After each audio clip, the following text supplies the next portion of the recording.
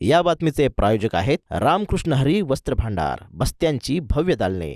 आमच्या शाखा नारायणगाव बायपास, नारायणगाव बाजारपेठ, निमगाव सावा, जांबूत, बेल्ढा, आळेफाटा, पारगाव, शिंगवे, ओतूर. आजच भेट द्या आपल्या जवळच्या शाखेला.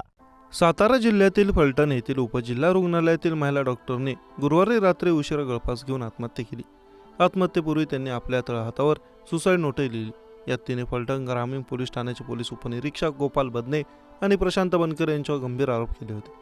बदने याने आपल्यावर 4 वेळा लैंगिक अत्याचार केला, तर प्रशांत बनकरने आपला मानसिक आणि शारीरिक छळ केला होता, असा आरोप महिलेने केला. ही घटना उघडकीस झाल्यापासून संपूर्ण महाराष्ट्रात खळबळ उडाली आहे. या प्रकरणी आता पोलिसांनी दोन्ही मुख्य आरोपींना अटक केली. शुक्रवारी पहाटे पोलिसांनी प्रशांत बनकरला एका फार्म हाऊसवरून अटक केली, तर शनिवारी रात्री उशिरा गोपाल बदनेनं पोलीस ठाण्यात स्वतःहून सरेंडर केलं. खरं तर डॉक्टर महिलेच्या मृत्यूची बातमी समोर आल्यानंतर बदने फरार झाला होता. तो पोलिसांना गुंगारा देण्यात यशस्वी झाला होता. मात्र शनिवारी रात्री उशिरा त्याने अचानक पोलिसांकडे सरेंडर केलं आहे.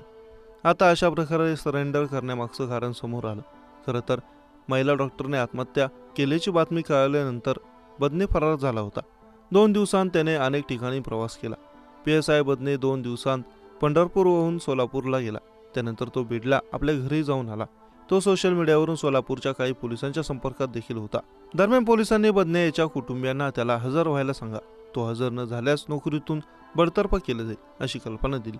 ही कल्पना दिल्यानंतर PSI बदने या घटनेची माहिती एका स्थानिक पत्रकाराला कळवली आणि तो फलटण ग्रामीण पोलीस ठाण्यात हजर झाला.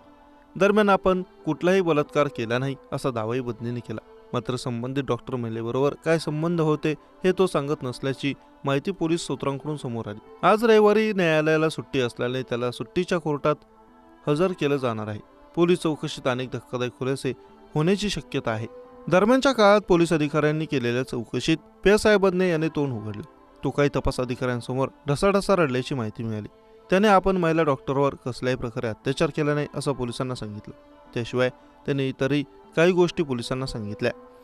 पण संबंधित डॉक्टरसोबत याचे काही संबंध होते का किंवा दोघांच्या संमतीने लैंगिक संबंध ठेवण्यात आले होते का याबाबत जेव्हा त्याच्याकडे चौकशी करण्यात आली त्याबाबत बदने काही बोलला नाही. त्याने या सगळ्यावर अद्याप मौन बाळगल्याची माहिती समोर येते. त्यामुळे महिलेने आत्महत्या करण्यापूर्वी केलेल्या बलात्काराच्या आरोपांचा तपास करण्याचं महत्त्वाचं आव्हान आता पोलिसांसमोर आहे. यासाठी वरिष्ठ अधिकाऱ्यांमध्ये खल सुरू आहे. सध्या पीडित महिला जिवंत नाही. अशात बलात्कार झाल्याचे फॉरेन्सिक पुरावे मिळणं अवघड आहे. त्यामुळे आरोपी PSI बदने पोलीस चौकशीत नक्की काय सांगतो यावर पुढील तपास अवलंबून असणार आहे. बदने हा स्वतः पोलीस असल्याने संबंधित चौकशी कशी होते याची सर्व कल्पना त्याला आहे. त्यामुळे आता वरिष्ठ पोलीस या घटनेचा तपास नक्की कसा करणार हे पाहणं महत्त्वाचं असणार. तुर्तास त्याने पोलीस अधिकाऱ्यांसमोर रडून आपण निर्दोष असल्याचं सांगितलं.